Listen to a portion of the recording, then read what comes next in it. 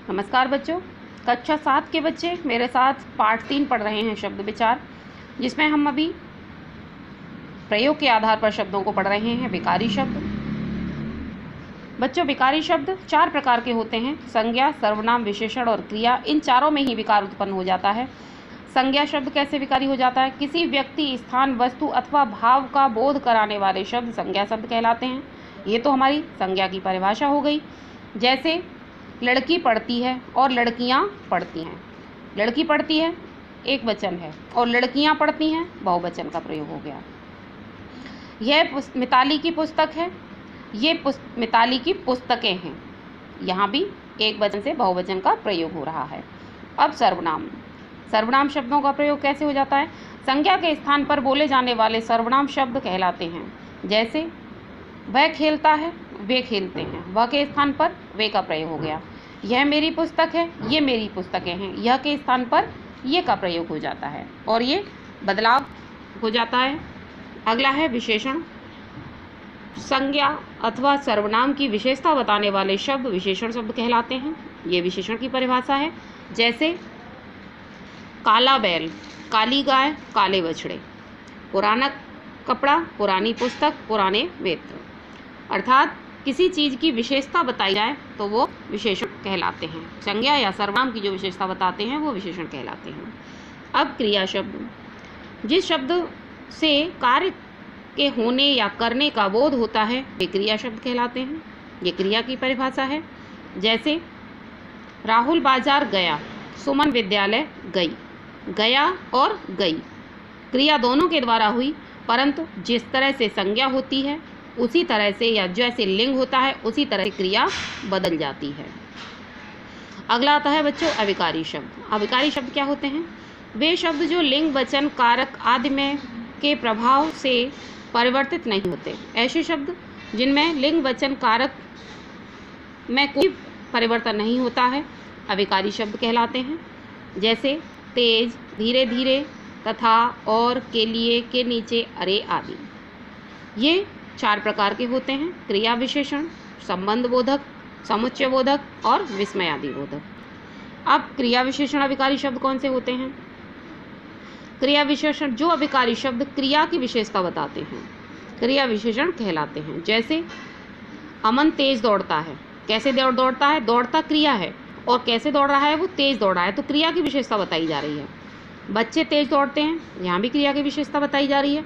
मेधावी तेज दौड़ती है, यहाँ भी मेधावी के दौड़ने की विशेषता बताई, मेधावी की नहीं, मेधावी के दौड़ने की विशेषता बताई जा रही है। अगला है संबंध बोधक। वे शब्द जो संज्ञा अथवा सर्वनाम का संबंध वाक्य के अन्य शब्दों के साथ स्थापित करते हैं। ऐसे शब्द जो संज्ञा सर्वनाम का संबंध स्थापित करते हैं अन्य वाक्य के अन्य शब्दों के साथ, वे संबंध बोधक कहलाते हैं। जैसे लतिका घर के बाहर खड़ी है, घर से उसका संबंध है और वो घर के बाहर खड़ी हुई है। रोहन घर के बाहर खड़ा है, घर से रोहन का संबंध है परंतु वो अभी घर से बाहर खड़ा है। अगला आता है समुच्चय बोधक शब्द। तो बच्चों ये समुच्चय बोधक क्या होते हैं? जो शब्द वाक्यों अथवा वाक्यांशों को जोड़ने के लिए प्रयोग किए जाते हैं समुच्चय बोधक शब्द कहलाते हैं। जो 2 वाक्यों को जोड़ देते हैं वो समुच्चय बोधक कहलाते हैं। जैसे राहुल और अमन भाई हैं। अब यहाँ ये भी कह सकते थे राहुल भाई है और अमन, राहुल भाई है, अमन भाई है, तो यहाँ और जोड़ के एक ही वाक्य बदल गया, ये बन गया।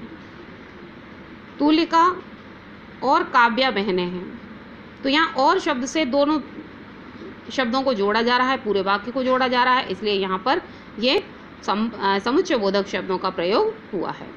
अब आता है बच्चों विस्मयादि बोधक। विस्मयादि बोधक क्या होते हैं? जिन शब्दों द्वारा मन के भावों जैसे हर्ष, भय, घृणा, आश्चर्य आदि का बोध होता है विस्मयादि बोधक शब्द कहलाते हैं। अर्थात ऐसे शब्द जिससे मन भाव मीन्स विचार जो दिखाई नहीं देते, जिसमें घृणा भी हो सकती है, प्रसन्नता भी हो सकती है, भय भी हो सकता है, आश्चर्य भी हो सकता है, तो ऐसे यहाँ पर किए जाते हैं वे विस्मयादि बोधक कहलाते हैं। जैसे 6 तुम झूठ बोलते हो।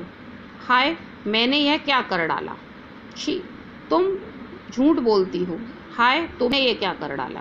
अर्थात यहाँ विस्मयादि बोधक शब्दों का प्रयोग हुआ है। तो बच्चों इस तरह से आपने ये पूरा पाठ पढ़ लिया है। एक बार इसको फिर से दोहराएंगे पूरे पाठ को, परंतु कुछ बातें इस पाठ में जो दोबारा पढ़ने लायक हैं, मुख्य बातें उनको फिर से एक बार पढ़ लीजिए मेरे साथ। अर्थात कुछ जो इस वाक्य में वर्ण हैं, यौगिक शब्द हैं, यौगरूढ़ शब्द हैं, उनकी जो परिभाषाएं हैं उनको जरा एक बार फिर से पढ़ लीजिएगा। वर्णों के सार्थक योग शब्द कहलाते हैं। ये शब्द की परिभाषा हो गई। शब्द को 4 आधारों पर बांटा गया है: उत्पत्ति के आधार पर, रचना के आधार पर, अर्थ के आधार पर और प्रयोग के आधार पर। ये उनका विभाजन हो गया। उत्पत्ति के आधार पर शब्द के 4 भेद हैं: तत्सम, तद्भव, देशज और विदेशज। रचना के आधार पर शब्द के 3 भेद हैं: रूढ़, यौगिक, यौगरूढ़। अर्थ के आधार पर शब्द के मुख्य हैं: पर्यायवाची शब्द, विलोम शब्द, अनेकार्थी शब्द। प्रयोग के आधार पर शब्द के 2 भेद हैं: विकारी, विकारी शब्दों में आते हैं सर्वनाम, क्रिया तथा विशेषण, और अविकारी, जिसमें क्रिया विशेषण, संबंध बोधक, समुच्चय बोधक और विस्मयादि बोधक। तो बच्चों, आप लोगों ने ये पाठ पढ़ा है मेरे साथ। उम्मीद करती हूँ एक बार फिर से घर पे पढ़ेंगे, इस पाठ को दोहराएंगे। तब तक घर में रहिए, सुरक्षित रहिए।